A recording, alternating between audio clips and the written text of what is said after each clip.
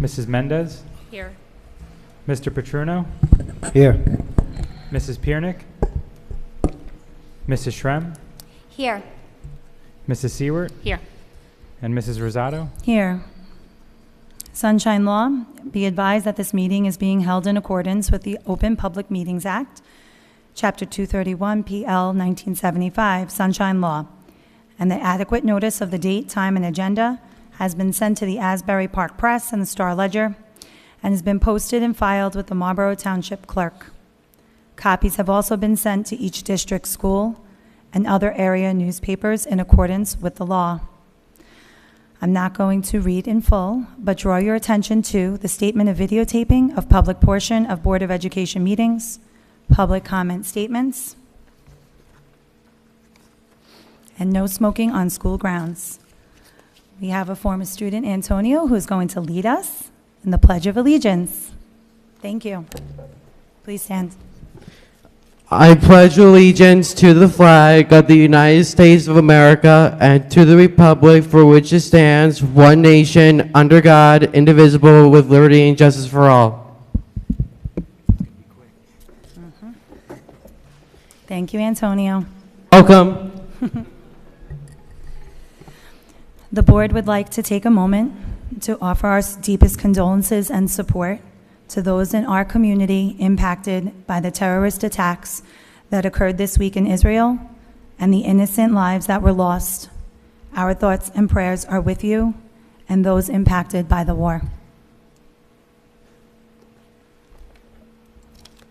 Student recognition. Michael? Thank you.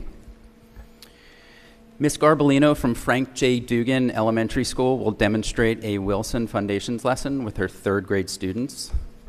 Wilson Foundations utilizes a structured literacy approach grounded in the science of reading to make learning to read fun while laying the groundwork for lifelong literacy. We have here Ms. Garbolino, Mr. Pagliaro, Mr. Lavoie, if you want to come up and introduce yourselves, and then, of course, some students. Thank you. Good evening, Mr. Ballone, Mrs. Rosado, Board of Education members, fellow district administrators, colleagues, Marlboro community members, both here in attendance and watching live on YouTube. First, I'd like to thank you for inviting us to tonight's board meeting. Despite the quick turnaround, we were able to put together a presentation for you this evening that is fun, it's interactive. We also hope it's informative for all of you, and as well, we hope that it highlights the way that we empower our students on a daily basis. I'm in attendance, as Mr. Ballone mentioned, with Dugan's Vice Principal, Mr. Justin Lavoie, one of our stellar third grade educators, Mrs. Allie Garbolino, and of course some students from Ms. Garbolino's class.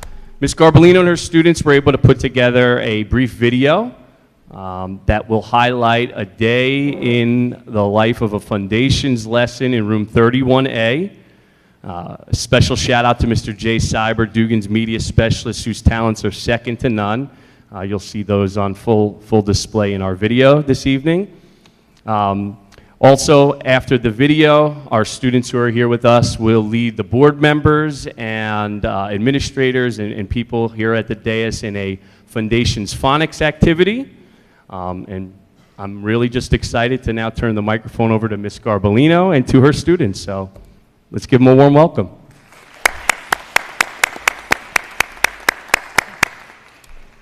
Good evening, everyone. Thank you so much for having us tonight. We've been very excited to join you and show you a little bit of what we do in our class.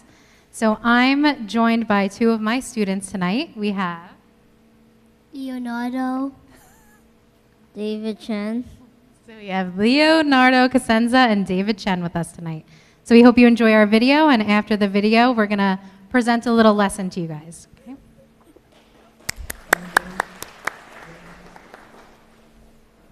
Welcome to a day in the life of a Foundations lesson in Ms. Garbolino's class.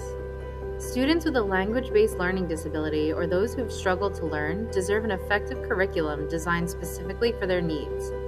The content of the Wilson Foundations program is based on reading research.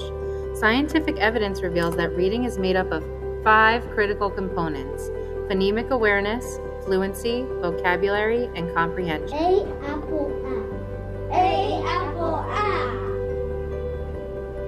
O octopus O octopus CH chincha. CH chincha. WH whistle WH whistle.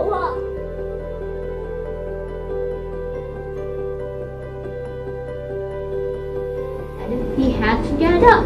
Yeah, Big Mac was in math, and he did not want to miss the bus. But he had to get up. He had a big quiz in math, and he did not want to miss the bus.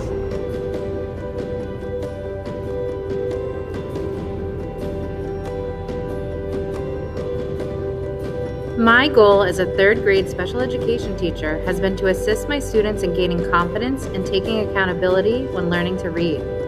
In my class, I focus on a student-centered approach to learning. Each student has a chance to lead or guide their classmates through portions of my lessons and take control of their learning.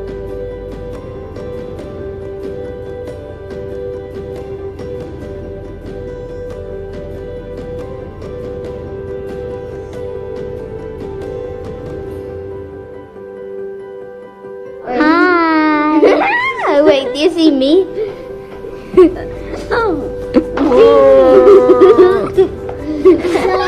gonna do dictation. Hi, Marlboro Middle School.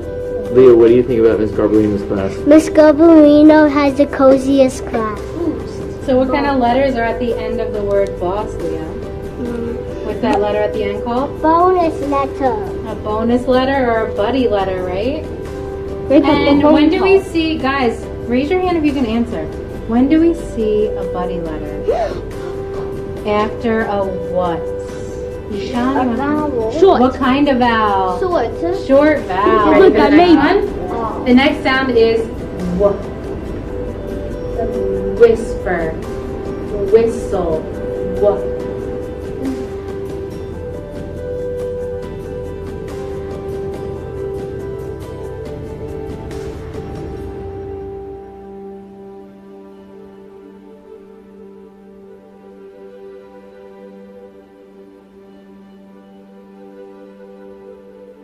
Let's write the word ball on our board. Can everybody write ball? Let's see, Ishan. Good. Mark your buddy letter. Excellent. Good job. Thanks for watching.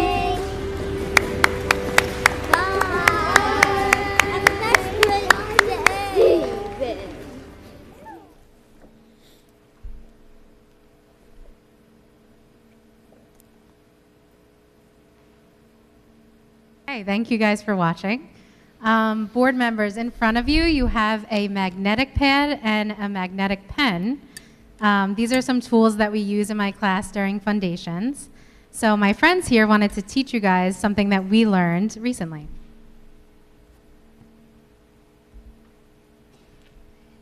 Bonus letters are letters that are doubled.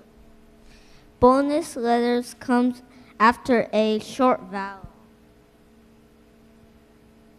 This is David's. F, S, L, and Z are all bonus letters.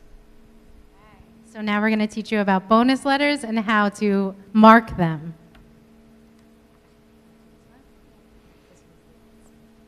Okay, the first word we have is Mess. M-S. Mess. Don't forget your bonus letter.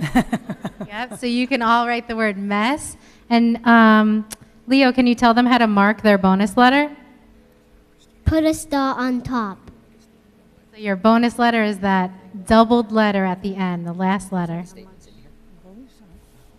You can hold them up so they can check you guys after.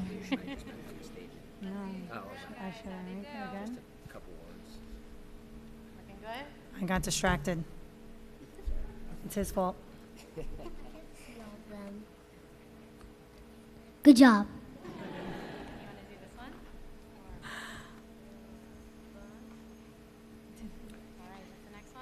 Buzz. Buzz. Hey. Don't forget your bonus letter.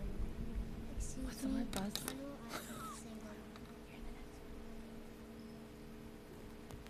Is it Buzz? Want to check them? Looking good. Looking great. Okay, ready for the last one? Here we go. Cell. S-L-U. Cell. Don't forget your bonus letter. Don't forget to mark your bonus letter.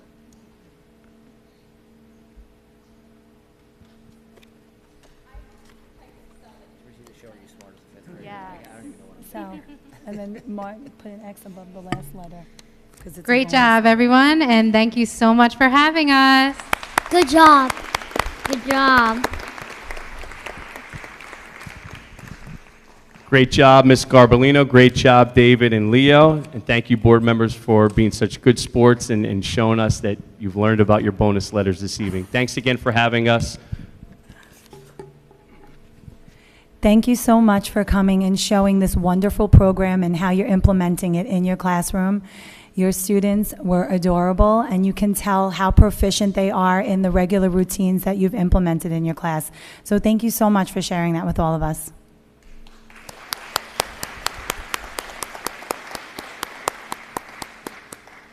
I have that. What can I just mark what we're going to say? Okay. Student impact. This month for Student Impact, Ms. Sinisi and Ms. Herman's students showed off their baking skills to prepare for the successful October 4th community coffee chat that we had. Students in the multiple disabilities and autism classes baked cookies and made Rice Krispies treats for community members to enjoy as they met with the district's new Director of Special Services, Mrs. Tyrone, over here. They read and followed a recipe, made a shopping list, gathered and measured ingredients, and prepared the treat platters. Ms. Sinisi and Ms. Herman are always excited to showcase their hard work, that their students in functional academics, and showing that at its finest. We have a short video for you to view, and showing all steps of the way that the students took in providing the treats for our coffee chat.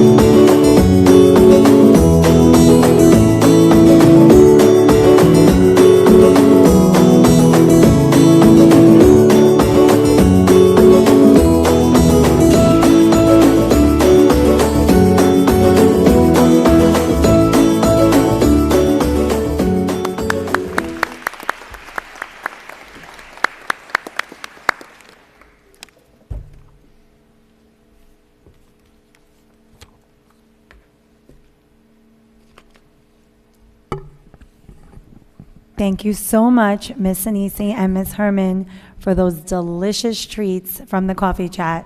I know Ms. Seward was enjoying them. They were delicious, and I just wanted to take the time to say thank you again. I'll have a little blurb when it comes to communications, but the kids worked so hard and they were so proud of them. But more importantly, I appreciate special services wanting to be involved and stepping up and, encouraging the kids to be involved with the community as well. So thank you for that. Announcements. School bus driver and building maintenance personnel motor vehicle abstracts. Sure. All abstracts were run and all have privileges in good standing. Thank you, Vin. Ed Camp. The Marlboro Township Public School District would like to thank the following local establishments for their generous contributions to enhance the Ed Camp experience for all staff on Monday, October 9th, 2023. Red Tomato, Burger Brothers, Playa Bowls in Marlboro, Dunkin' Donuts on Ryan Road in Marlboro. Thank you so much for all your generous donations. I know the teachers, we were at Dunkin', they were so appreciative of those donations. So it's just a little gesture, but it goes a long way. So thank you so much for that. Public comments. So I have none on my paper list or the electronic list. I don't know if we wanted to. Anyone in the audience that would like to get up and speak? I see none. Communications, Superintendent's Report, Harassment, Intimidation, Bullying, HIB Report from September 22nd of 2023 to October 5th of 2023. Michael? There were 8 incidents reported. Thank you. Meeting dates, Tuesday, November 14th is a regular meeting, and Tuesday, December 19th is a regular meeting. So, Mrs. Rosado, just to clarify, the original meeting was November 21st. We're looking to change it to November 14th. So if November 14th cannot happen, we'll just we'll take this off and leave December 19th on. And November would stay the same as the 21st. So Yeah. we just wanted to bring that to the board and see if the 14th would work for everybody before we changed anything. So do I make a motion to change it? You can, a vote to change it to the 14th from the 21st? Yeah. No. Is it the next meeting? Okay, so we're going to discuss it in closed session, and we'll get back. Thank you. Approval of minutes resolution. Annette? You owe me one from last meeting. I'm sorry. Approval of minutes. 1. I so move. Oh, no, I'm sorry. Let me read them out loud. Sorry. Do you want me to read the dates? July 25th, 2023, and August 15th, 2023. I so move. Have a second? Susie, any discussion?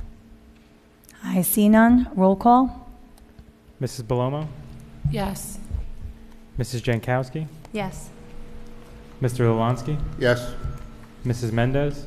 Yes. Mr. Petruno? Yes. Mrs. Piernick? Yes. Mrs. Shrem? Yes. Mrs. Seward? Yes. And Mrs. Rosado? Yes. Secretary and Business Administrators report. So this is just the payroll certification for the month of September 2023. Thank you. You're welcome. Communications Committee. Annette?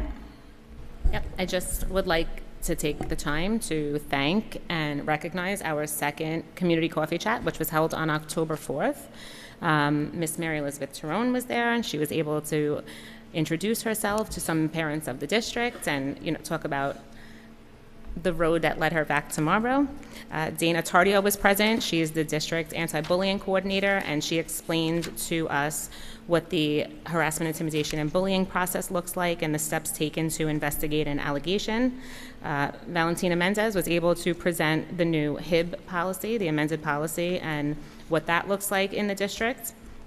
We had board members present. Thank you, Ms. Piernick, Ms. Jankowski, and Ms. Belomo for being in attendance and taking the time out to come out and participate. And a huge thank you to Ms. Morgan Gross, Tricia Tindorf, and Megan White for the work that they put in behind the scenes. This little baby idea of mine has really come to fruition, and we have a lot of parents that are coming out and participating, and I think that it's a great way to rebuild trust in the district and communicate with one another and just meet like-minded parents that are, than can relate to the topic. So we're going to get through the holiday season, and we're planning our next coffee chat for January. So just please keep an eye out for the date and the topic. Thanks so much. Thank you, Annette. Curriculum Committee focused on the NJSLA and DLM 2023 test results, which we will be presenting very shortly, so stay tuned for that. Policy Committee, Val?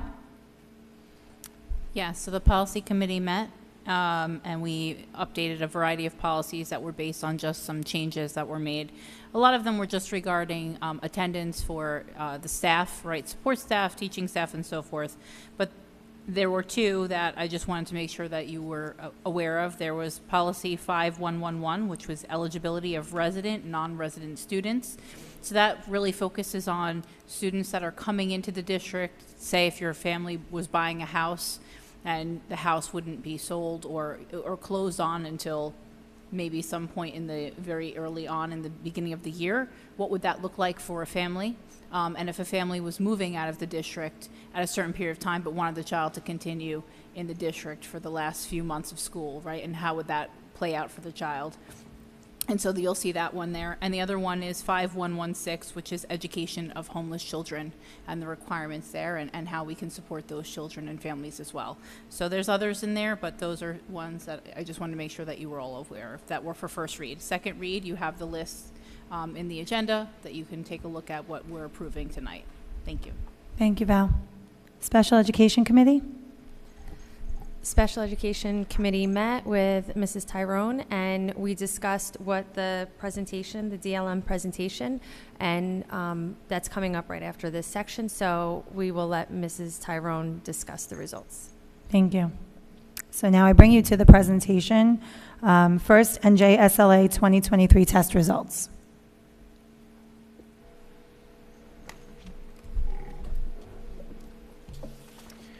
Okay, I wanted to make sure it would work from here, so I'll do it from here because so I don't have to roam around with the other microphone. So what we're presenting to you tonight are the NJSLA test results from last spring, and I always like to say this is one data point of many that we look of all of our students. So we don't really hold too much stake in one single criterion, although it is one, right? So we have to look at it and take into consideration some of the shortcomings and successes that we have. But I guess for starters, it's October, and our students took this test in May, right? So they're in one grade up now. So as far as doing anything in the moment, if you look at any research on feedback should be timely and specific. So I think we're missing the mark a little bit on that case, but that's really no fault of our own. It's just kind of how long it takes for us to get the test results.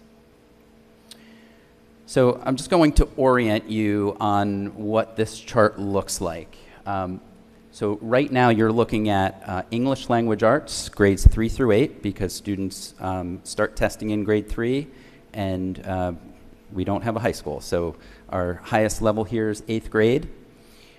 The column over here on the right, that's levels 4 and 5. That would be considered quote-unquote passing, right? So anything under level 4 would be considered not passing. So what we did was we combined the levels 4 and 5, the addition of 4 and 5, so you could see the percentage of students passing. Historically, we do see a drop in, well, grade 3 is the first time our students take an online assessment. Even within the district, we have common assessments that are online in 3rd grade. We begin in 3rd grade. But by the time they take the NJSLA, they may have taken maybe 2 online assessments in their entire academic career. So we do see it, the performance of our 3rd grade historically has not been stellar. And then as our students transition to grade 6 in the middle school, we also see a little bit of a drop. In all of our grade levels, we actually increased from last year with the exception of grade 3 and 6, but they were negligible. But again, grade 3 and 6 are a focus of ours. One thing I would be remiss if I didn't point out, if you take a look at level 3, many of these students are within 9 points of passing. So, you know, back in the old days, we used to call these bubble students, right? The bubble kids who, you know, if we focus on moving those students up into the 4 and 5 range, if you look at some of those percentages, if we're successful in doing that, it drastically increases our percentages of passing students. So that's something we look at all the time to make sure, we look at all students, but we really, if we want to triage it and look at those students who are just missing the mark and trying to push them over, that's a focus that we look on. We also had, just yesterday, we had an Ed Camp session on the ELA side. The literacy coaches were delivering vocabulary acquisition, which is always a challenge on the state tests. So they did deliver Ed Camp sessions on that yesterday, so I was happy to see that. But overall, we are, and you'll see in later slides, we are certainly outperforming the state, and among the Freehold Regional, we are the top performer. Marlboro and Manalapan are kind of like 1 and 2. We trade each other back and forth. So just a little context for you to kind of understand where we are in the mix of our own little community and the greater state. Math, again, it's a similar slide, right? You have your passing rates percentage on the right side. The only addition you see is Algebra 1 and Geometry. We offer 2 high school level math courses here in Marlboro, pre-K through 8. So our advanced math students either take algebra, and then our accelerated students in 8th grade take geometry. We do have a handful of students in 7th grade taking algebra as well. Those are the students who are on the geometry trajectory. What you'll see, very similar to ELA, grade 3, not performing as well. Grade 6 really has a dip there, which is, again, another focus. Something that I know both middle school principals are here in the audience, and we've been talking about a lot. Not sure it's an easy fix, but we're really looking at the schedule to possibly, I'll say possibly, increase our math minutes. Our math minutes are we don't have as many minutes as, let's say, our surrounding districts. And we're trying to examine that and figure out what that schedule looks like. It's not always very easy to look at that. You know, some districts don't have 6 through 8 in the building. We have 3 grade levels in this building. So, you know, to do an apples to apples comparison, you really have to look at every little piece. And Pat and John, thank you for looking at your schedules. I know you're out there, and we have had ongoing discussions about that. We also have professional development coming in from outside sources, working through Ms. Caliente, the math supervisor. So we continue to look at that. You'll also notice a pretty severe drop in grade 8 and even grade 7. So you have to understand, here in Marlboro, we start leveling in grade 4 in math and ELA. But in math in particular, as I mentioned before, in grade 7, you're actually pulling some of our highest students out of the grade 7 data because they're taking Algebra 1. And then in grade 8, you're pulling out 2 levels of data. You're pulling out 8th graders who take Algebra 1 and 8th graders who take geometry. So then you're left with 8th grade, the 8th grade population who aren't taking those higher level math courses, who ordinarily would have been in that 8th grade pool. So you might say, wow, why do we only have 48% of our kids passing? That's one reason. The other reason is, you know, the reality is in 8th grade in May, I'm not sure that everybody is really putting their full effort into that test. And then the other piece is there are skills and standards on this test. Our students take the test in May. They're not taught sometimes until the end of May or even June. So we're finding, especially geometry standards, not from the geometry class, but geometry standards that are in, let's say, 8th grade math or 7th grade math and even 6th grade math, they're taught at the end of the year. So we find continuously that our students haven't even been taught the material they're being tested on, which puts them at a disadvantage. So in terms of putting a lot of stake into this assessment. We don't put a whole lot into it for the reasons I mentioned before and the reasons I just mentioned now. But it's still something we certainly look at and we try to action where appropriate. Science is taken in only grades 5 and 8. Science, and you'll see in a few slides in a minute, the science test is problematic, and the state has actually recognized that. We are significantly outperforming the state and even our region in the Freehold Regional. So the state is doing some reflective work on revamping that science test, but they haven't done it yet.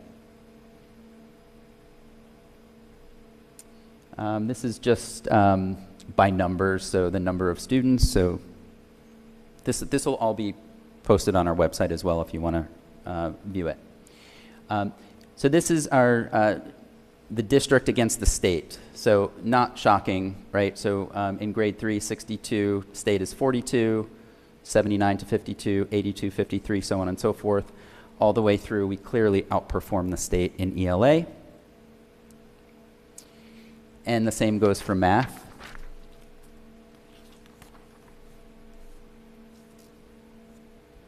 Notice, look at grade 8 at the state level in math, 18% passing rate.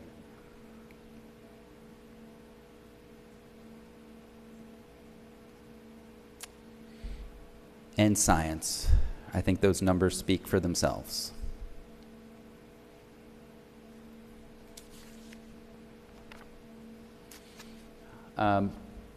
We are required through the CUSAC process to also report out by subgroup.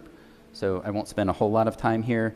Again, this will be posted, but just give you a little bit of a snapshot of what the different subgroups look like in terms of the different levels and pass rates. Some of them are a little deceiving. You might see 100% and then it's one student. So you have to understand the N as well on that. And there's math and science.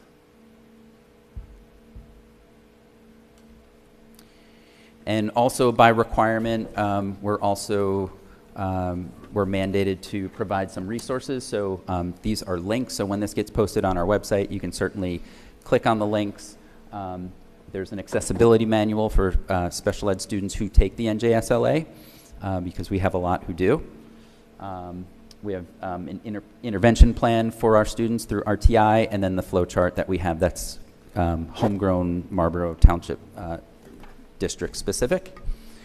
I will take any questions before we move on to the DLM. It's me. Okay, just a quick question. I know we've had conversations in the past about this. Refresh my memory. Does the state ever present an analysis of the questions that were asked on each test in each grade and correlate it to a specific standard? So like, oh, question 3, here's the question. It referred to standard 3 in ELA. Do they do that, a breakdown for us in that sense? Not necessarily by question. What they'll do is they'll provide what they call released questions by standard that are similar, but they won't necessarily, you won't get to see the exact question that a student took and the standard attached. One of the reports they give us is a standard. They list the standards through almost like a bar graph, and then they show you where you fell either above or below and how close you got to how difficult the question was on that standard. So you could see, like, the closer you are to the line, down lower means you didn't perform as well. The higher up you are means you perform well. So they do give that kind of analysis. The challenge that we find, and we looked especially in grade 3, and actually grade 6. Grade 6 was a real standout. On the reading portion of the ELA test, last year, well, not last year, 2 years ago, they were looking at text. They were having students respond to scientific texts.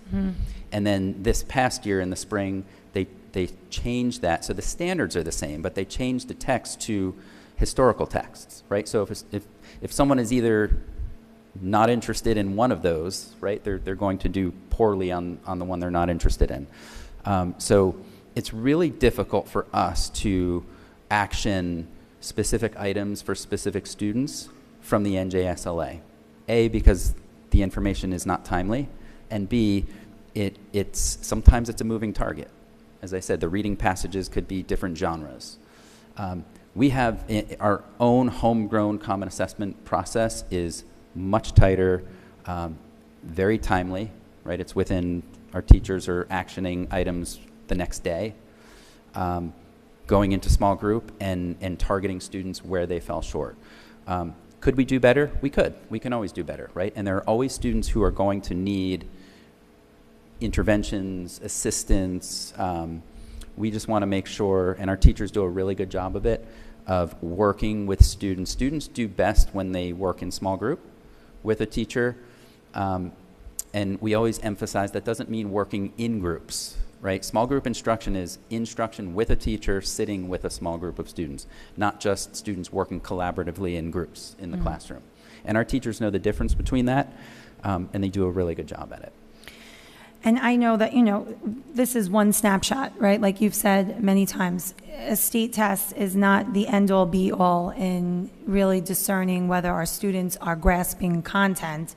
I'm just thinking, is it something that we can use to help support our ongoing units of study to see, like, if there's a specific standard, maybe we need to focus a little bit more on or dive deeper into? Yeah. So yes. Could it be used? It could. I think, so what we do is we use it in conjunction with our local assessments. And our district, it starts at the district level. Every Thursday morning, we have a district data team meeting throughout the entire year. So the district data specialists come, they sit with me and the supervisors, and we talk about high level, we talk about NJSLA, standards that stand out. Then we talk about common assessments when they come down the pike. We look at our online programs performance. And the district data specialists then push that down into the instructional coaches, and the instructional coaches push that down into their buildings to the teachers. District data specialists, now that we don't have coaches at the middle school level, they're going to be focusing, I don't want to say more of their time, but they're going to be hand-holding a little more, meeting with the middle school principals and administrators to really sort of help bridge the gap and share that information at the school level. And then that, of course, can be brought then into the innovations courses that we have at the middle school level. Thank you. Jess?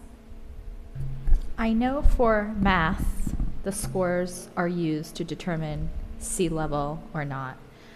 If a student scores in Tier 3, can they be flagged with weigh-in support from the teacher that they had the previous year for intervention from the get-go the following year? If we, like we get the results August, September, can they be automatically flagged for intervention or put on a watch list for the team to monitor?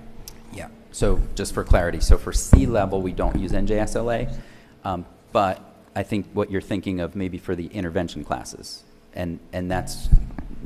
I'm thinking of the rubric that uses, maybe it is to get into the honors classes at the middle school, It's maybe? the common assessments are The used for common that. assessments, Yeah, okay. so we don't use NJSLA. I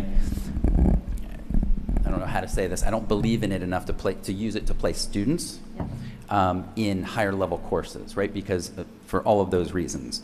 But we do use it for our interventions class. So both principals use that data to place students who need intervention. Susie? How is it determined level 1 through level 5? You mentioned level 3, for example, that typically we are less than 9 points off. How are the points determined? Is it a certain percentage that is incorrect? And who determines, like, how is that determined? That's a great question. So they're raw scores, right? So for, 750 and greater is considered passing, right? So a student who has a 748 is going to be in level 3. They're raw scores. There's not a real calculation for us to sort of make that determination. And then there are cut scores based on those raw scores that are delivered down by the state. So that's another criticism that a lot of people have about the assessment. It's hard to sort of wrap your head around exactly, a teacher-made test, it's 10 questions, it's 10 points each. You can see you got one wrong, you get a 90, right?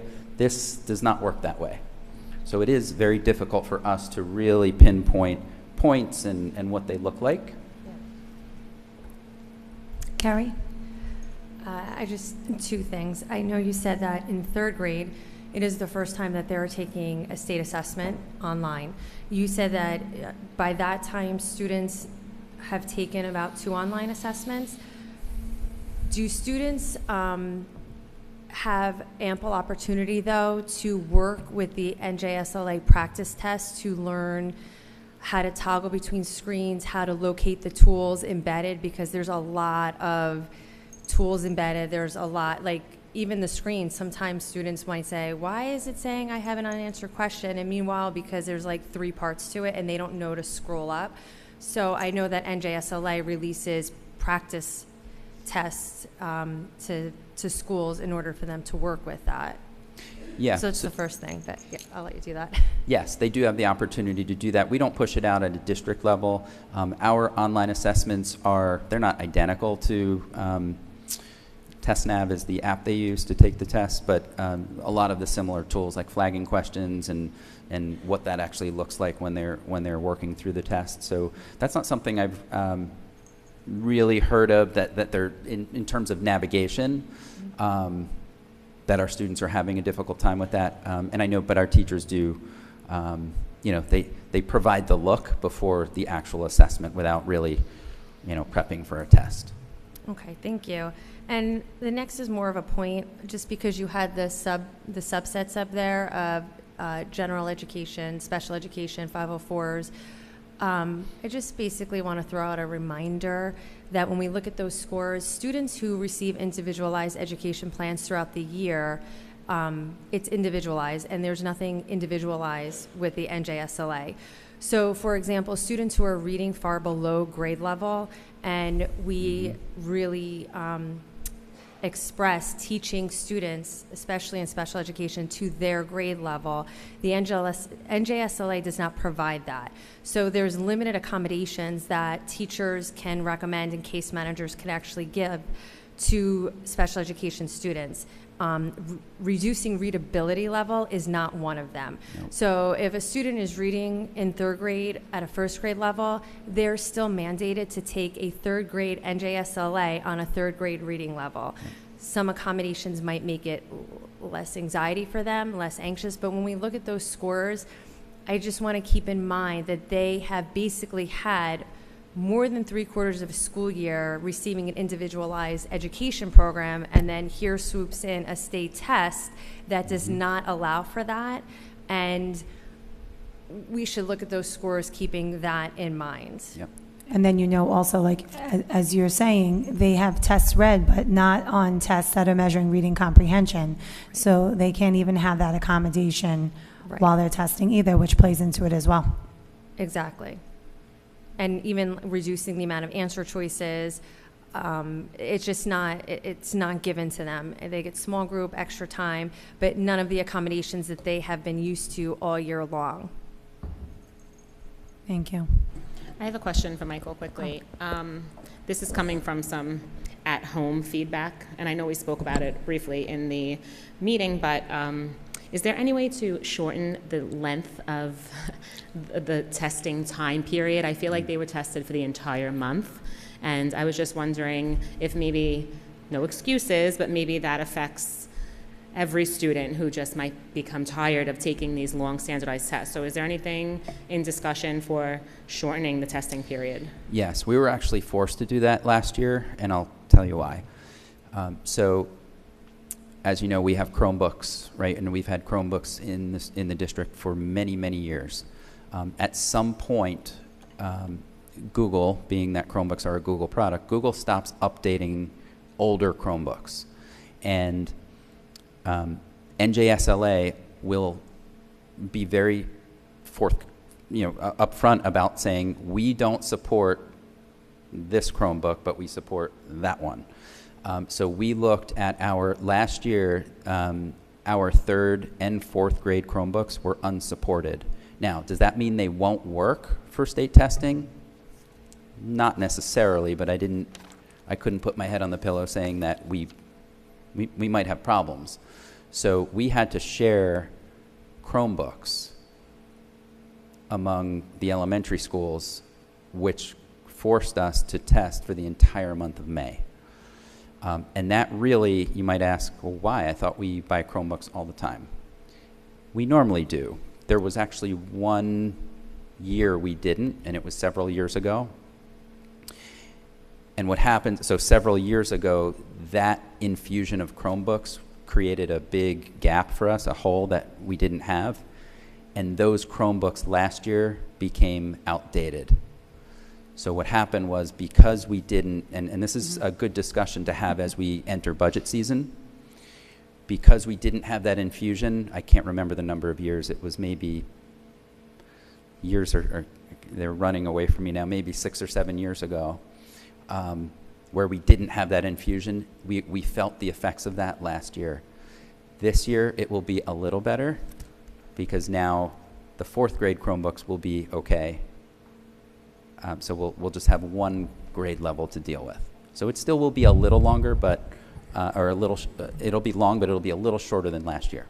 Thank you. Val? Just 2 things. How are the number of minutes determined? So you said something about like ours are different than, say, another You mean math district. periods, right? Yeah, the periods, yeah. So that's determined, so we have to base that on our school day and number of periods in a given schedule. So the middle schools currently have an 8-period day. I know John and Pat have been talking about possibly looking at that and maybe changing it. I think the reality is, I'm not sure we'll be able to get a lot of minutes under our belt, but I'd like to get more, right? More will be better than nothing. So I know I tasked them, they'll smile back there. I'd like 60 minutes in math, but I'm not sure we'll actually get there. But I think we can get more than, 46, John? 46, yeah.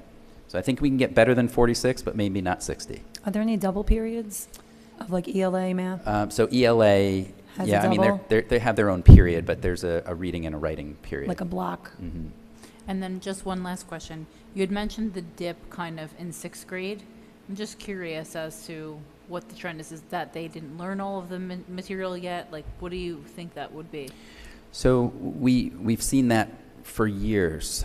There is a transition to middle school. The middle school standards are, they progress, right? They get tougher, and now the standards, math standards in particular, they are very compartmentalized. So if you miss something in one grade, you'll almost never see it in the next grade. So we have to make sure that our students are mastering the major content. So math is split up into major, supporting, and additional standards. We really focus on our end-of-year assessments. Every student takes an end-of-year assessment. Well, I shouldn't say every student, right, Jackie? Not every student. Most of our students take an end-of-year assessment, certainly if they're not in geometry. Those focus on the major standards for a given grade level. And that is a really good indication. So parents out there, how your child performs on the EOI, the end-of-year assessment in math, is a good indication on the skills and standards they've acquired for that grade level. Aldo? Yeah, so just looking at the numbers for ELA, I'm not going to really focus on math because the 2 numbers that were concerning me were 7th and 8th, but I see what you're saying about... Aldo, can you lean into the mic? I can't hear you. Thank you. Yeah, I see what you're saying about the, some of the level 4 and 5 performers were pulled out for algebra and the other, like whatever other classes it was. My question though for ELA is how does, like, so for instance, like grade 3 and grade 6, which I know you said are typically lower, but how are they comparing to grade 3 and grade 6 from, you know, let's say 5 years ago, like pre-pandemic? Because students in grade 3 would have been in kindergarten around the time that we went remote and everything. So, you know, those are like fundamental years where you're learning to read. Have we seen any kind of, dip in what the numbers are now compared to, let's say, 5 or 7 years ago? So I don't have those, I could get them for you, but we historically have seen that dip, but I can certainly pull back. I can look maybe 5-6 years and give you a kind of a trend analysis over the course of that time. Just to get an idea, because I know, I know my daughter is in 3rd grade, and, you know, my other daughter's in 4th grade now, but, you know, just as a parent watching them two, I can tell that, you know, one, because she started in school, she's reading at a much higher level. Like, you know, there's 15 months between them, but there's 3 years between their reading level because of where they were when the pandemic started. So, you know, like, we're working to get her caught up, but I'm just wondering if maybe that played. Yeah, I can bring that back to you. Yeah. Michael, we discussed briefly the data from last year compared to this year. I don't know if you remember. I asked if the 3rd grade students from last year were performing better as 4th grade students this year, and so on and so on, and the data was inconsistent. Like, the 3rd graders that are now in 4th grade that are now in 5th grade, I was hoping that maybe because they were in 3rd grade that they would perform better in 4th grade, and the data was very inconsistent in ELA, math, and science. So in some areas, the 3rd graders that took the 4th grade test were stronger. I know what you're saying about homeschool, I get that, but the data was, from the last 2 years alone, were very inconsistent. Like, the 7th graders scored better this year as 8th graders in some subjects than they did as 7th graders. So we started going down that route of comparison to see if the students were testing stronger in the years before, but we were on to something, and then it didn't hold up. Well, actually, my only other question pertaining to that was, I don't recall if it was Carrie or you, Mr. Balone, that had mentioned the toggling between screens, because I remember that issue coming up. At what point was this test ever taken, like, not on a Chromebook? Like, at what point did we transition to taking this test on, on Scantrons, exactly. Old school paper. So, that's been, I like that way. we've had 2 permutations of testing, right? So Park was before this, before NJSLA, which I'll argue is the same as NJSLA, right? It's just a different name. And then before that, it was NJASC. And those were on paper, and we'd have hundreds of boxes in the board office, and we'd have to, you know, sort them. So we're going back probably 2015-ish, something like that. Okay. Wow. But it's all moving that way too, because even New York City this year, they're piloting the online assessments for the state test, which we've never done before. It's always been, you know, paper pencil. Oh, even now? Yeah. Oh, wow. Even now. But they're changing that, and I think it's basically because the amount of money and hours is going to per session for teachers to be scoring it, and then, you know, the subjectivity of who's scoring it, and, you know, what I may give as a level 4, someone else who's not in the mood may be giving it a level 2, and those are facts. Freehill Regional's taking the online PSAT. Right. So it's the way of the world, but I've always preached that I don't always feel that it's the best way for students to be assessed. Sometimes I'm a paper and pen kind of gal, and I need to, like, write on my texts and annotate them. So, you know, unfortunately, this is a change that is coming down the pike everywhere. I also, just about that too, is that I noticed that students, when they take online assessments, they don't use scrap paper. So Right. especially for math, they try to do it in their head. So I think that there's a lot of there's a lot of back work in the classrooms about how to take online assessments and then factor in everything else, lucky guesses to random guesses to clicking your way through it that students really can't get away with when they take paper pencil, because you have teachers walking up and down the row saying, okay, take Did your you bubble it time. in? Did you bubble that? Where's your work? But it's hard for teachers to gauge that on a computer. Thank you. Does anyone else have any other questions? Okay. Thank you so much, Michael. And we're going to move on to our DLM 2023 test results.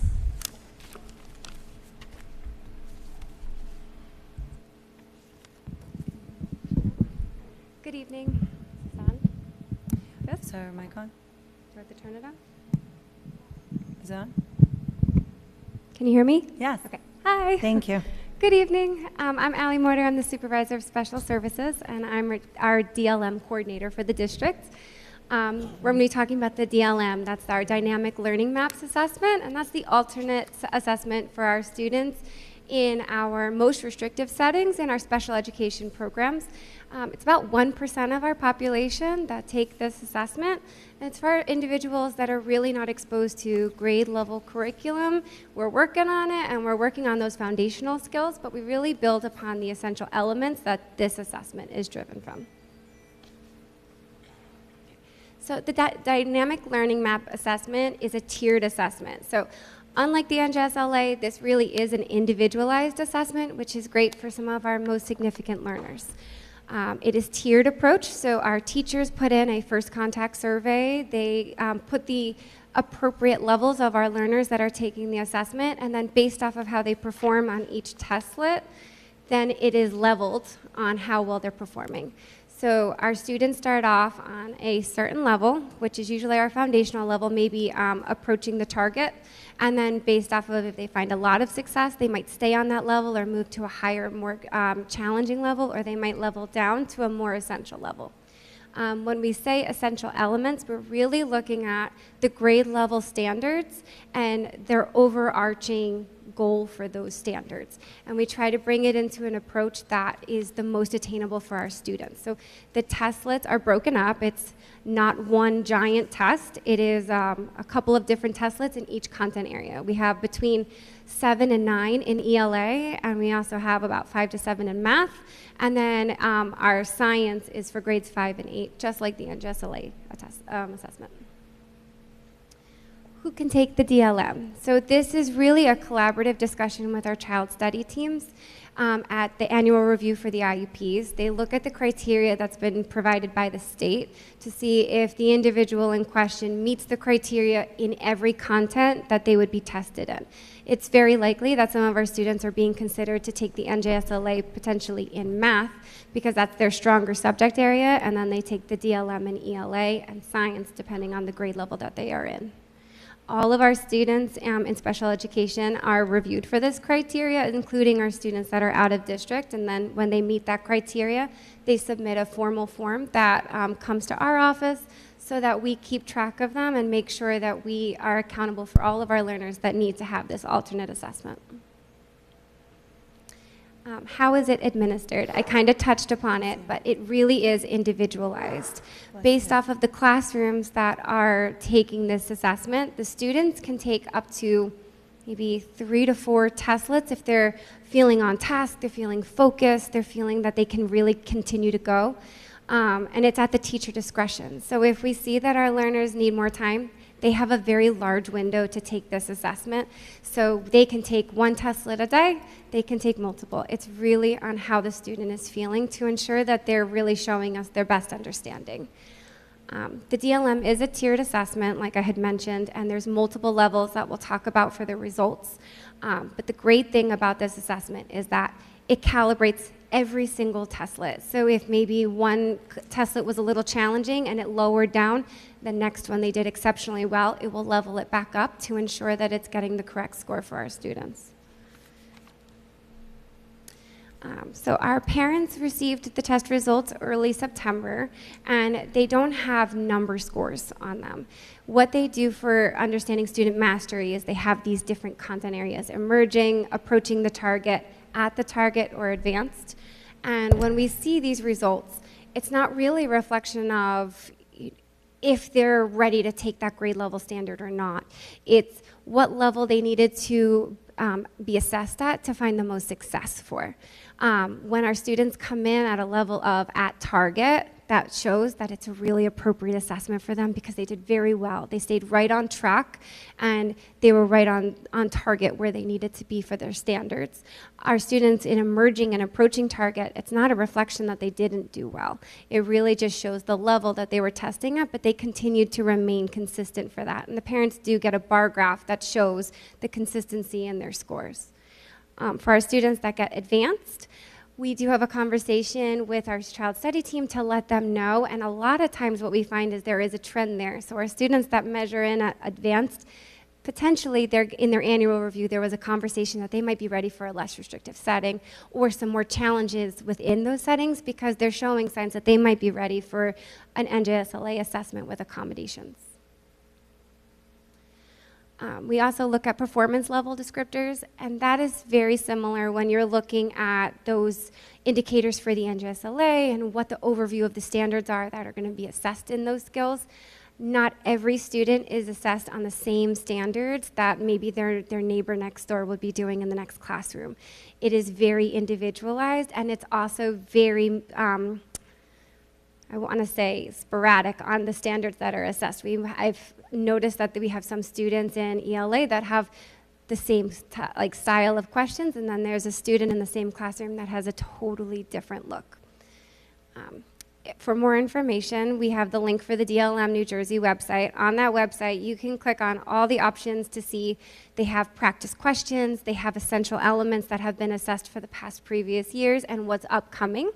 They also have a look at the timelines projected, recommendations. There's practice testlets that the students can go on at any time to go on and practice. Our teachers also provide those testlets in the classroom so the students can practice.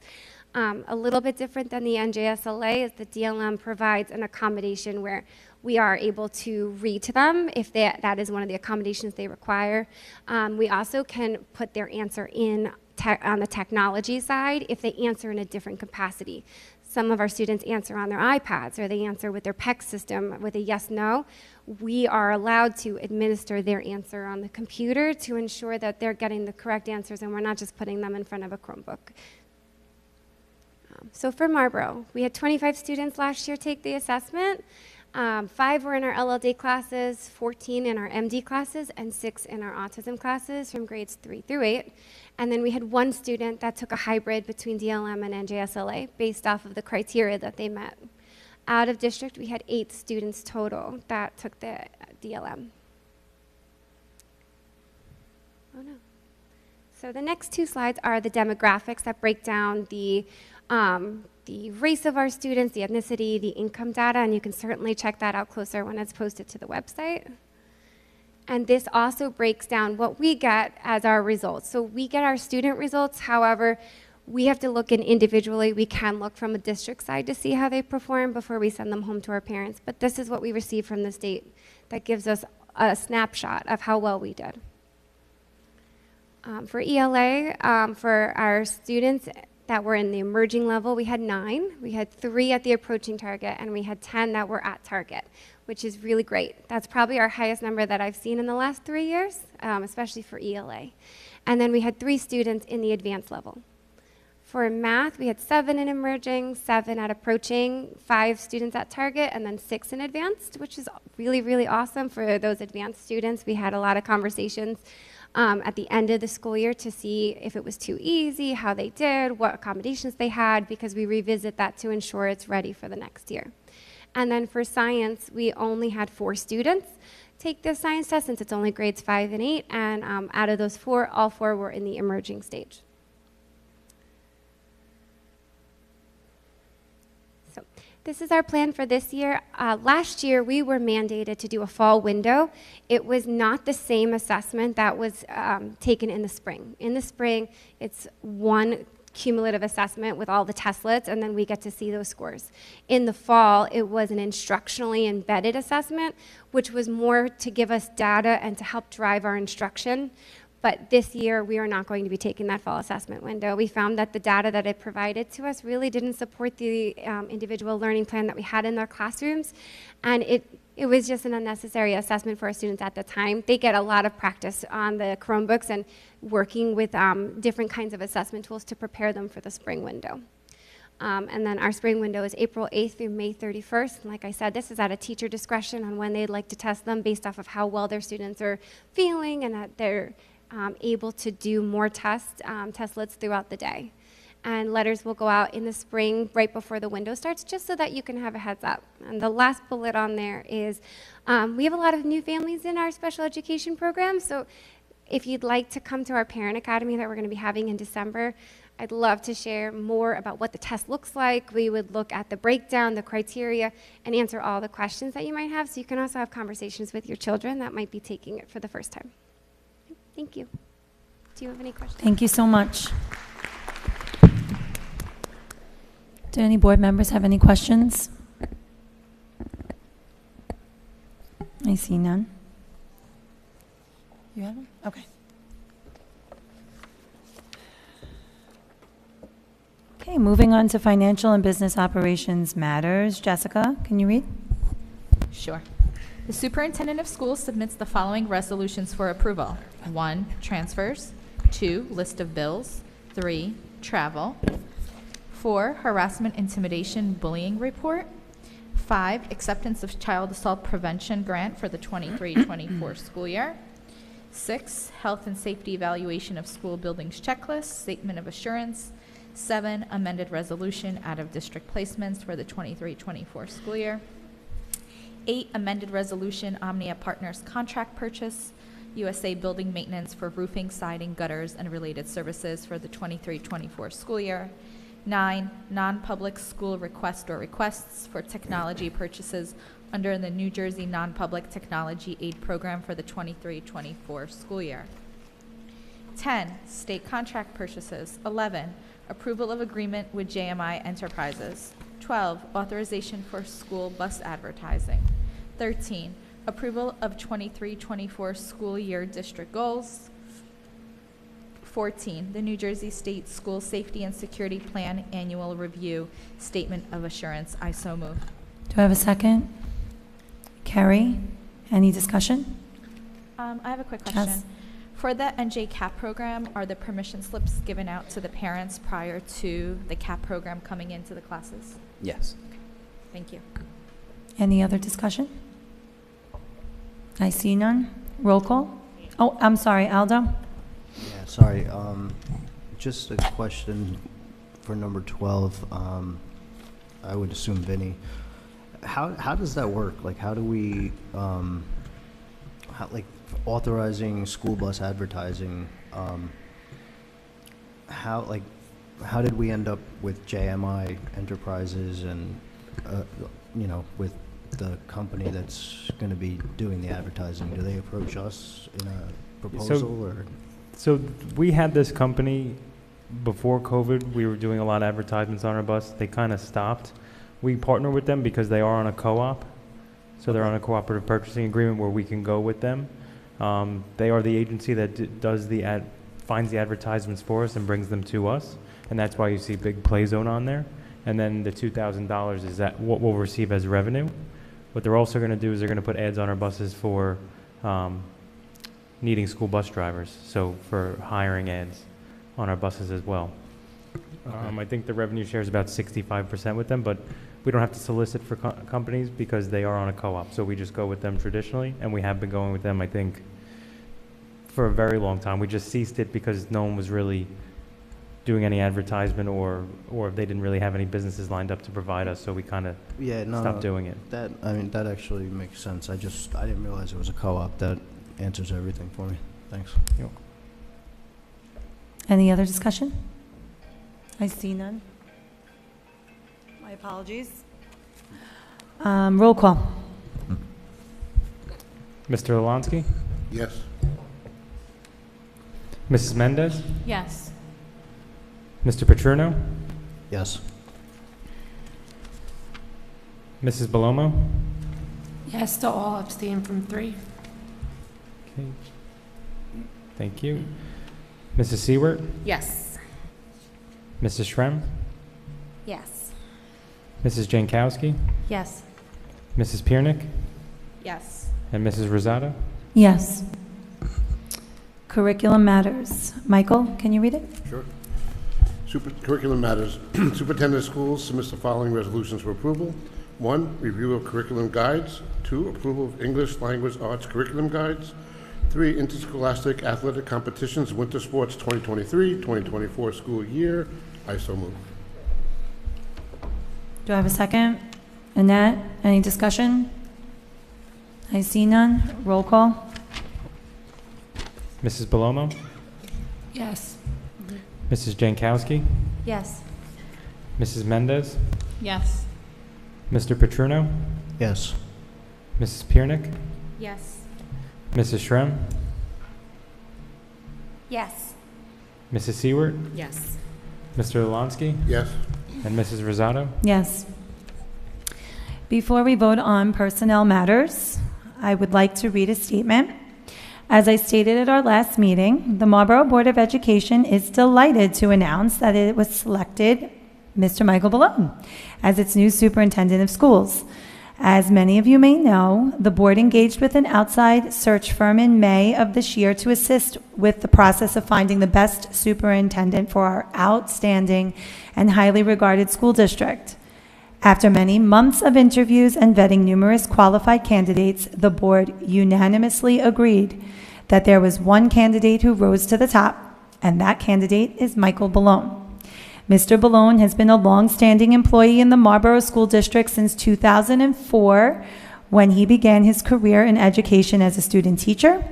He then assumed the position of teacher of language arts, where he served for approximately 7 years. He then began to rise through the ranks and was promoted to curriculum supervisor in 2012, director of curriculum in 2014, and assistant superintendent in 2019. Following Dr. Hibbs's resignation, the board appointed Mr. Balone as acting superintendent in May of this year, where he has convincingly proven to us and the community that he has the leadership skills, professionalism, and collaborative spirit to lead our great district. The board is especially pleased with its choice because promoting from within is the hallmark of any great institution. Mr. Balone's ability to foster trust through his transparent and collaborative decision-making, along with his familiarity and expertise in all areas of our wonderful school district, made this decision apparent. The board will be voting shortly tonight on the new contract for Mr. Balone, which will run from October 1st of this year through June of 2027. The board believes the contract is very competitive and commensurate with what other similarly sized districts pay their superintendent. So please join me in congratulating once again Mr. Balone, our new superintendent of schools.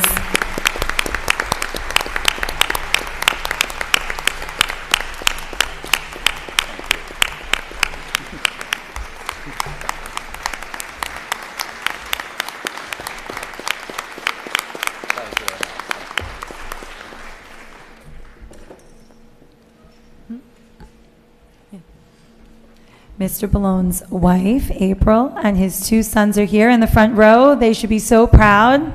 Give them a round of applause.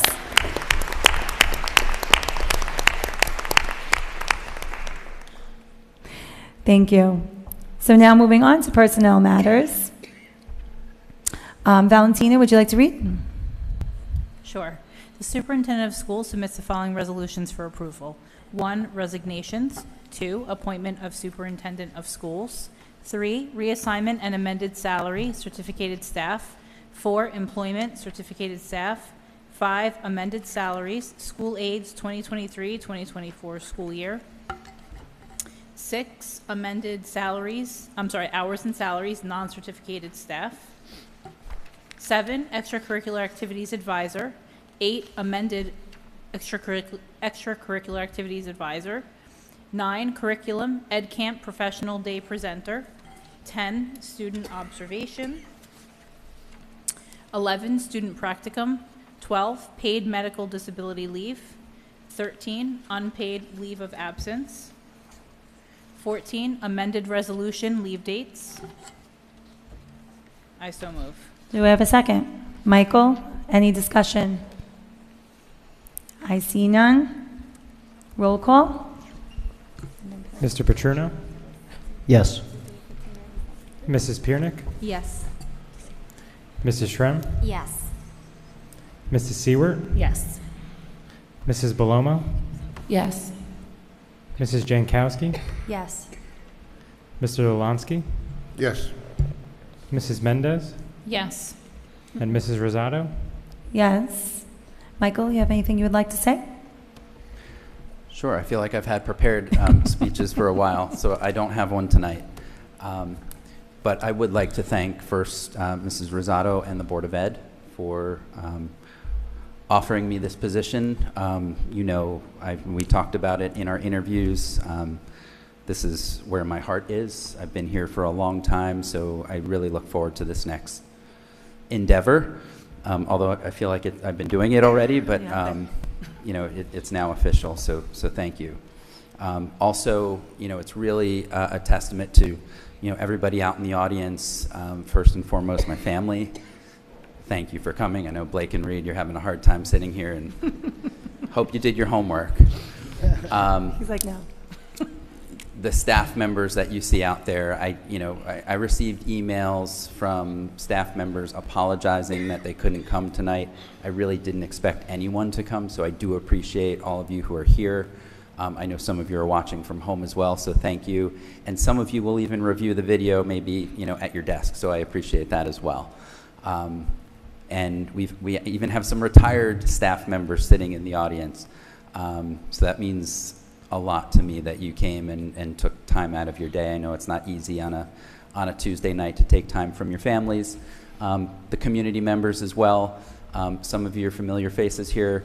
And you know, thank you for that, for coming you know, every month, but especially tonight. It really means a lot. So looking forward to doing great things with all of you up here, our staff, our school community, and our students. So thank you again. Thank you.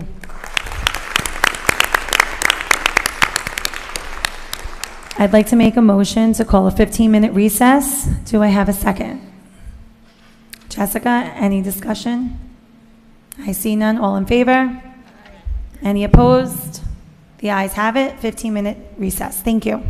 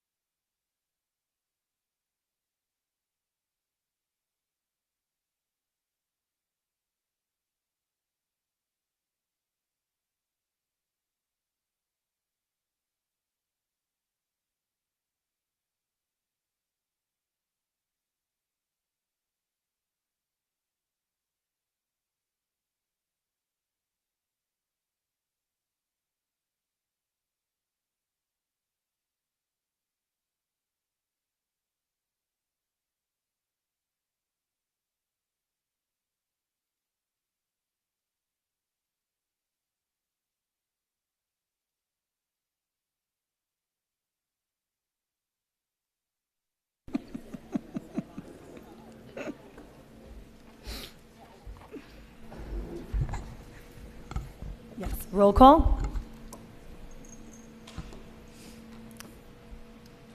Mrs. Belomo, Here. Mrs. Jankowski, Here. Mr. Lalansky, Here. Mrs. Mendez, Here. Mr. Paterno, Here. Mrs. Piernick, Here. Mrs. Shrem, Here. Mrs. Seward, Here. and Mrs. Rosado. Here. Policy Development and Community Relations Matters. Aldo?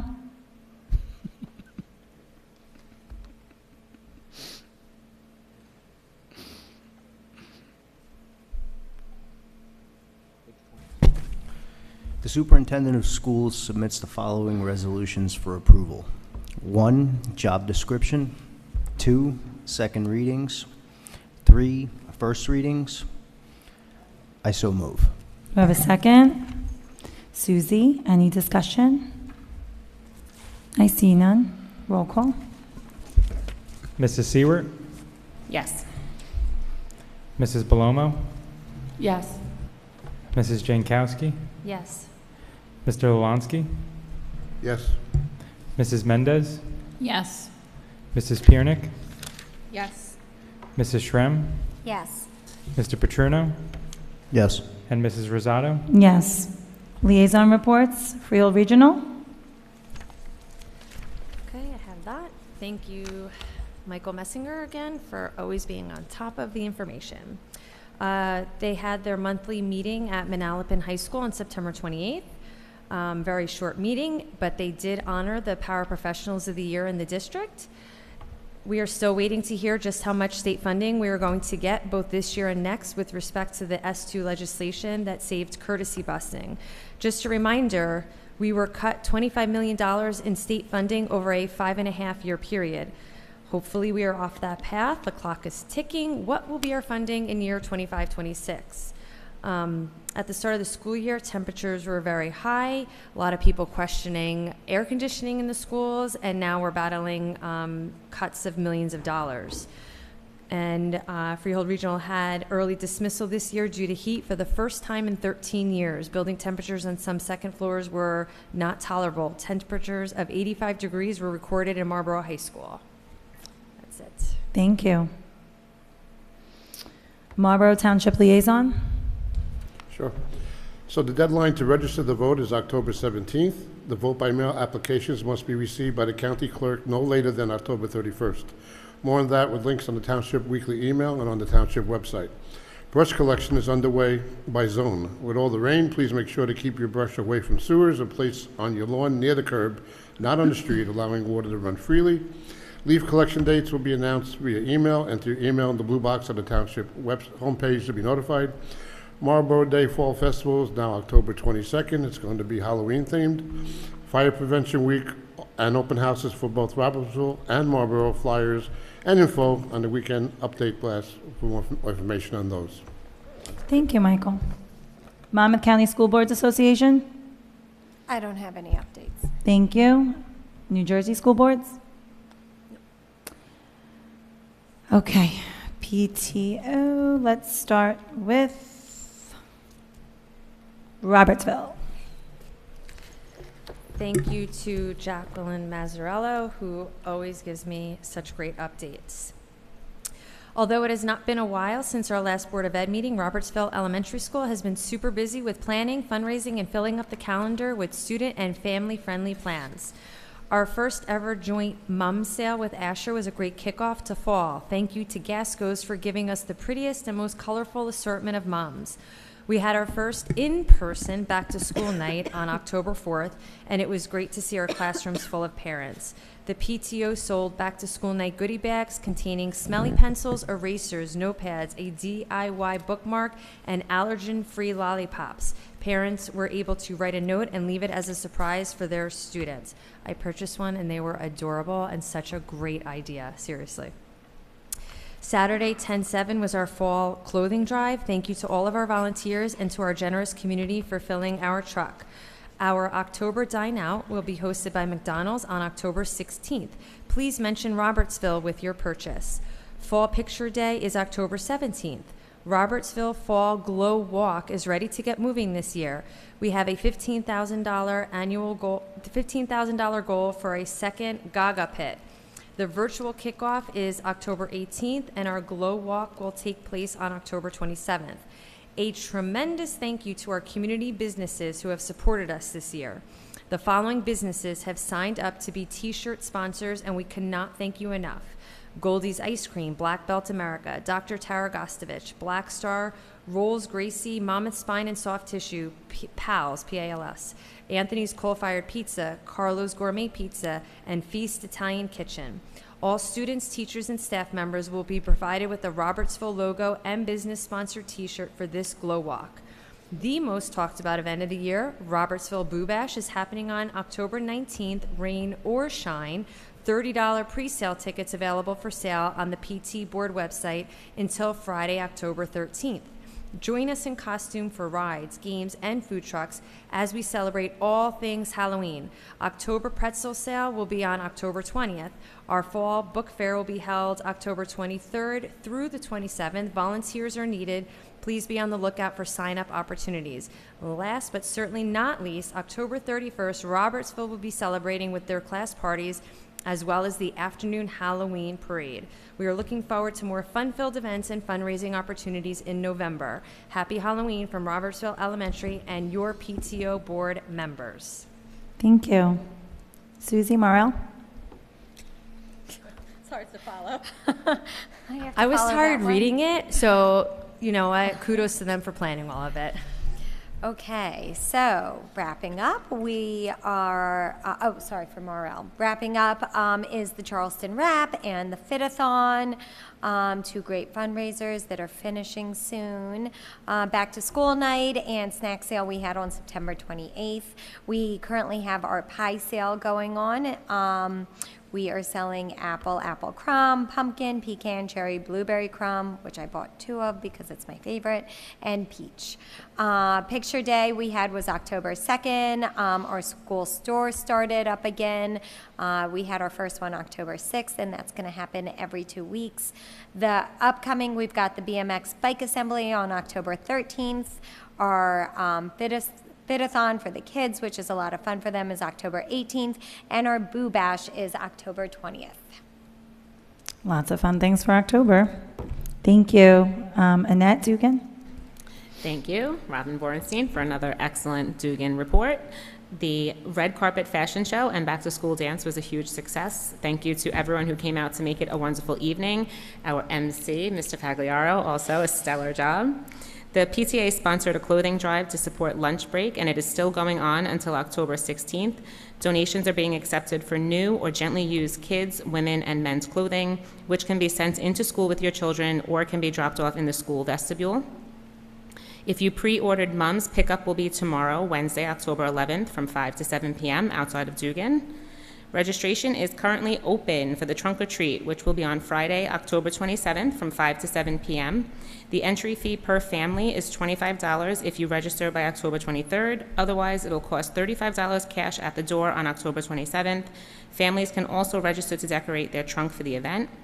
The first school store of the year will be on Friday, October 27th.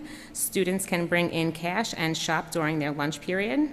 I'm sure my child will buy you something if you just ask. The signature Dugan t-shirt is back in stock and available on PT board for purchase. Quantities are limited. There is still time to sign up for the Share Your Flair. If interested, please go to PT board to sign up. And Doogie's Closet is looking for supplies for teachers, staff, and events, including donations for the trunk or treat this month. If interested in donating, please go to duganpta.org to view the wish list. Thank you.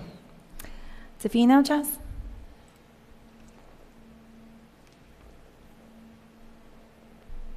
Okay. Scholastic Book Fair is coming up October 11th to 13th. Stock the Fridge is still in session for anybody who would like to donate to stock the fridge for the staff. It is a first grade family's turn. Boo Your Student, $10 each, includes a beanie ball. Limit 2 per students. Make sure you don't miss out. To order, please go to defino.ptboard.com. Monster Mash, the biggest party of the year, will be on October 27th. Admission is $20 a student. Please subscribe to the Defino PTO calendar to never miss a thing and be alerted for events and activities all year long. Thank you. I have Abbott. Thank you, Mr. Perno, for the updates. The bubble assembly was super cute, and the students loved it. The presenter did several tricks and talked about the science behind bubbles. October 2nd through 6th was the week of respect. Their theme was one. Sometimes it takes just one voice to make everyone count. Teachers incorporated lessons on respect throughout the week, and everyone participated in daily dress-up themes. School Violence Awareness Week is the week of October 16th. The theme is See Something, Say Something. Several staff members filled short vignettes that depict a child that's upset, and teachers use these to discuss with students problem solving, how to be a good friend, and what to do if your friend is upset about something. Firemen from the Robertsville Fire Company will be joining us on October 12th to discuss fire safety. Students will also be able to get a personal tour of the fire trucks. PTO is sponsoring a book fair October 17th through the 19th, and the annual Halloween parade is scheduled for October 31st at 10:30 a.m. It's always so cute. Val Memorial. The catalog fundraiser has ended. Some other fundraisers that are happening right now. The Casola Farms Halloween event is coming up this coming weekend. We're looking at the dates. It's supposed to be Saturday the 14th, but we are looking at the rain and possibly moving it to the Friday before. Either way, though, you can purchase tickets and go anytime you'd like. It's a good fundraiser for the school, and it's a great way to get a little scary at Halloween. There's also spiritware on sale. There's Route 9 discount cards and magnets. Tomorrow, the fall book fair begins. The clothing drive is this Saturday here at Memorial, so you can bring your bags of clothing, stuffed animals, bedding, and even bikes. And then we are also ready to celebrate or kind of commemorate Violence Awareness Week and make sure that, the children are aware of what's going on and see something, say something. So that's important. Thank you. Thank you. Michael? MMS. Yep. Principal Milwaukee would like everybody to know they are so proud of all the students participated in last week's events connected to the Week of Respect. Many students will be recognized this month for their random acts of kindness. Auditions have begun for participation in this year's musical, which will be Beauty and the Beast, coming this spring. More information will be shared during the school year. On the PTO, the MMS Walkathon was postponed last week because of weather. Now this Friday, October 13th, this is their biggest fundraiser of the year. Students go outside during their plus period and walk around the soccer and softball field, or they can participate in one of our fun stations.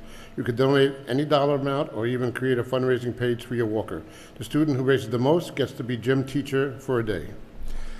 Next, the Halloween Boograms. Send a Boogram to your friends, teachers, or staff members this Halloween. Boograms will be on sale to students to purchase for friends during the lunch period on Monday, October 16th and Tuesday, October 17th.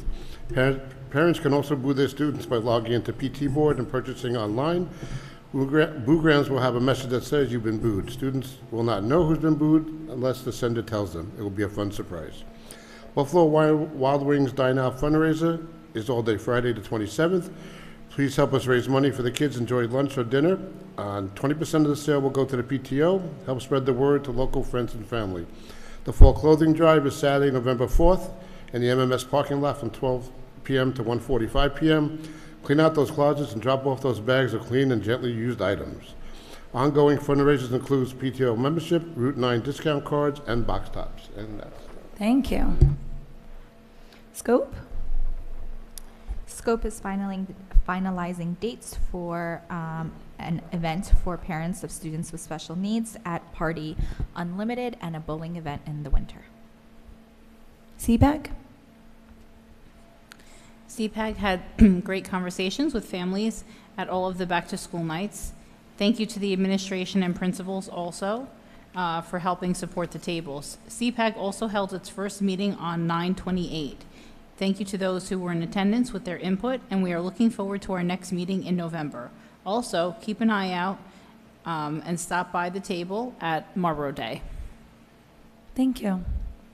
Old business? Danielle? Yeah, in regards to the advertising on the school buses, if that's going to be something that we are doing moving forward, is there a possibility to bring that in-house and be able to kind of monetize on local businesses who want to use that advertising space as opposed to an outside agency?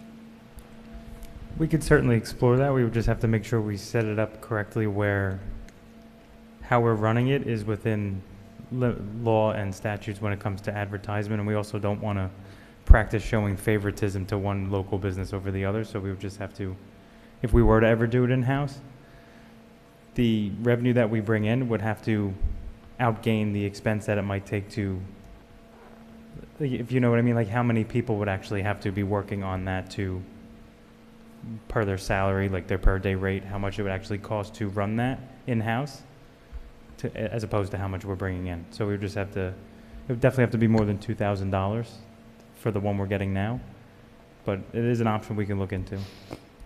Thank you. You're To welcome. that point, it's JMI, right? Yeah. Do they select Play Big Zone? Is that like their decision to? Yeah, so they're through the co-op, so they'll solicit to companies and which ones want to promote their business. We'll partner with them, and then they'll provide them with us with those names of those companies. Right now, there was only one that was interested in partnering with us. If they get more, does it add on with different costs then? Like would they Yeah, be paying? historically, so like the breakdown, the sheet, it just shows basically that one company and our revenue share. If they were to solicit more companies, you'd just see a list of companies, and you Okay. would see how much revenue share you'd be getting towards. Like, I think this advertisement pool is just for 10 buses. I don't believe it's for many. It's not like our whole fleet. So you could have the option to have more come on. If you were to do it in-house, like I said, it just those tangibles you'd have to look into. But the contracting wise, Chris?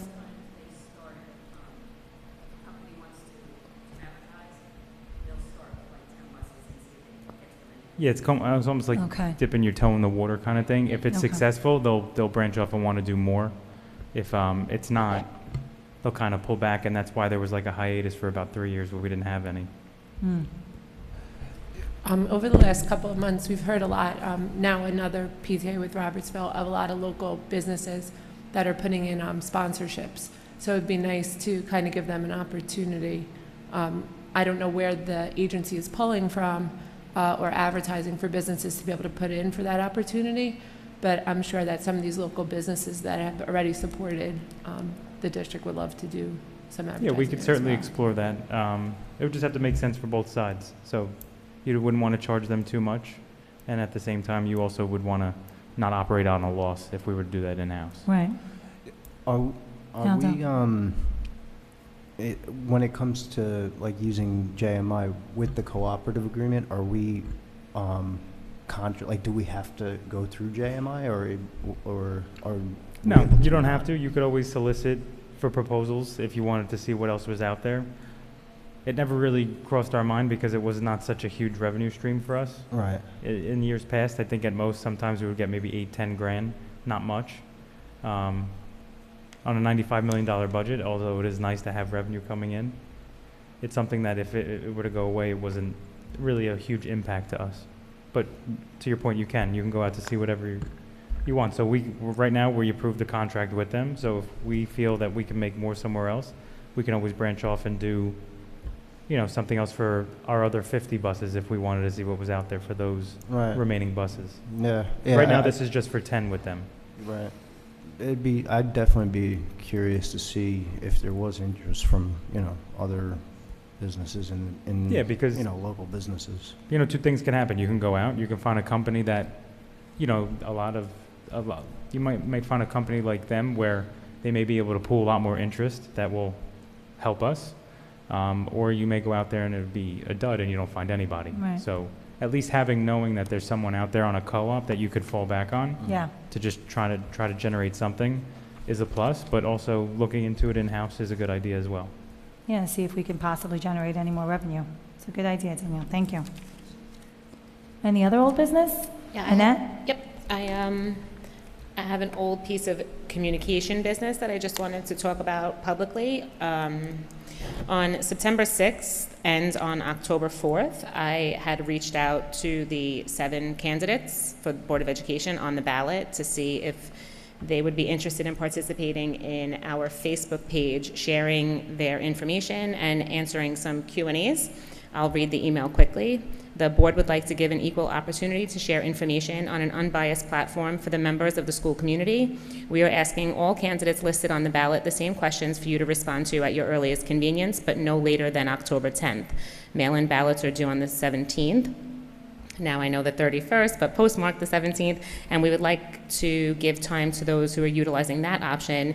Your responses will be shared simultaneously on the Board of Education Facebook page. And then I listed the questions that we had spoken about with Christina and Valentina, and as of today, I had only received responses from 3 of the 7 candidates. So I will be sharing that information in the coming days on our Facebook page, the Board of Ed Facebook page, but I didn't want it to appear that I had left anyone out. So of the 7, I received 3 responses, and today was the deadline for those questions. And I just wanted to let everyone here know that that was the status of Annette, the... I have a question. If a candidate were to send you answers after today, would you accept it at all? I mean, to be totally transparent, I'm leaving on Friday for vacation, so I really wanted to get these done in the next 2 days, kind of unplugged, so to speak. So I'm hoping by maybe today, tomorrow, the latest. But I'm creating them as content. So I'm going to be working in Canva, and they sent photos and they sent bios of themselves. So it actually is going to take a couple of days for me to even get them out. So. I mean, I'm not staunch on the deadline, but I was asking for it to be respected, so there's deadlines for a reason. Thank you, Annette, and thank you for the time that you're putting into posting that content. I'm happy to. I know firsthand what a campaign season is like, so I really wanted to offer an opportunity for them to just have an unbiased platform. So thanks for giving me the freedom to do that. Of course. And I just want to say one thing, Annette. It's on the Facebook page that you're going to put them right on the board Facebook page. Yeah, we have our private Board of Ed Facebook page that is, we're at almost 200 members. I'm really proud of that because it's only been up and running for the last 5 or 6 weeks. Again, this is a page that the board has organized, and it's information that we would like to share. So we have updates going up in the Facebook page. We have photos from the coffee chats in the Facebook page. So please, if you're interested, look it up, answer the questions, and utilize that communication tool that we have been using in the district. And the other thing, I just want to make sure that the other candidates who didn't get the opportunity to respond yet, or they didn't take the opportunity, whatever it might be, the comments are turned off, correct? Yes. Oh, yes. So I just want to make sure that the candidates understand, like, Yes. Having gone through a campaign, right? Annette, Michael, and I, and then other people, Jessica, Susie, everybody pretty much who went through, Christina and Aldo, right? Went through that whole piece. We know how it can be, and so Annette's idea was to make sure that you felt like you could be heard in a place where people can just read about whatever your platform is and about you and the contribution you'll make to the board. So if you didn't maybe respond because you're a little concerned with, hey, I don't want to have, a back and forth arguing with people, it's not going to be that. It's really just your place to share about yourself. So thank you. Yeah, the comments are turned off for every post. This is meant strictly for informative purpose. Yes. Dissemination of information. Annette? Maybe share the group name or how to find it on Facebook. That's what I was going to say. Oh, yeah, sure. You could just search for the group. It's MTPS BOE. Search for it. It's a group that you'll need to answer questions for. If I had denied anyone access, I gave feedback saying, please resubmit your requests. We're just asking for a home address if you have students in the district, to try to maintain privacy as well, because, there are things that parents and community members should be privy to, but we're trying to just block out any outside angry reactions on Facebook posts. Thank you. Any other old business? I see none. Ben? So Mr. Ballone and I today received the long-awaited award letter for our ROD grant. So it has been approved. Yay. I believe the funding amount So the total project cost I think we put in was about 1.7 million. So the way the ROD grant works is SDA will be sending us a contract for us to review and sign. So I just wanted to put that on the forefront that will be on a future agenda. Okay. They fund about 40% of the project, and the project is for the HVAC in Morel. So 40% of 1.7 is about 680,000. So that's great because we'll most likely budget for the whole project, but we will only have to pay the portion of 60%. The other 40% will be funded by the SDA through the ROD grant. So this is That's one step wonderful. closer to getting all our schools done with HVAC. And then after that, it's just Robertsville and Asher. But not many districts were approved. There was a limited amount of resources, so we were one of them. So It's wonderful. It's I'm awesome. sure the teachers, the admin, and the students will be much appreciative of air conditioning. What is the timeline on Robertsville and Asher what is the timeline for So the those timeline was together? always 3 to 5 years from the start of the project. The problem with Robertsville and Asher is the mobilization because there's two schools right next to each other. You would really want to bid those out at the same time, so the same contractor's doing the job at the same time. It would just cost the district a lot more if they had to mobilize and order materials separately for each school, so we're trying to do it all at once. I know last year we had to take a break because we put this grant in. We didn't know if we were approved or not, so we didn't want to budget for the whole amount or 60% and get shorted. So now that this is done, as we do every year when we add to our reserves with our fund balance, we try to put $1 million into capital, $1 million to maintenance. We can't use maintenance for these projects. We can only use capital because it is a capital improvement. So we just have to try to layer that basket a little bit more or a little bit higher than maintenance, which we should be able to, but I can't guarantee that it'll be done the following summer. So it may be done 2 summers from now, but we're always planning and seeing what the balances look like and if we can pull it off. Because things come up where, like last year, 15% health benefits. This year we're looking at another 11%.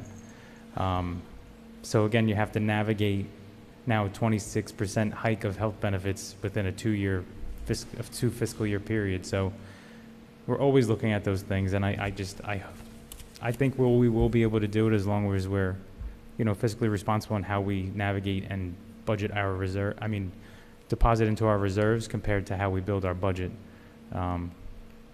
So it's a step in the right direction. 60% is done, and so we got 2 more to go. If we do have to branch it off, if it makes sense to do one by itself, we definitely will look into that option if it's something that we can pull off and expedite it. Yeah. And Old Middle Old Middle is done. Old Middle is really just refurbishments. A lot of the units are very old there, so a lot of it is just swapping out parts and rebuilding units, which we have been doing. I know Mike Ravelli, if he's watching, he's been doing a phenomenal job when it comes to rolling out a plan. He has a plan set up where he addresses about 10 to 15 units a year just to rebuild and recomponent to where they're actually just brand new units. So he's been doing that on a cycle as well. Memorial has it, Abbott has it, Dugan has it. People probably think we're lying. DeFino is going to have it. They just were waiting on a disconnect from JCP&L for that to be turned on. But it's almost like a tease seeing the units in the classroom, but knowing that you couldn't put them on yet. So we're almost there. It's great news. Thank you. Christina, one other thing. Mhm.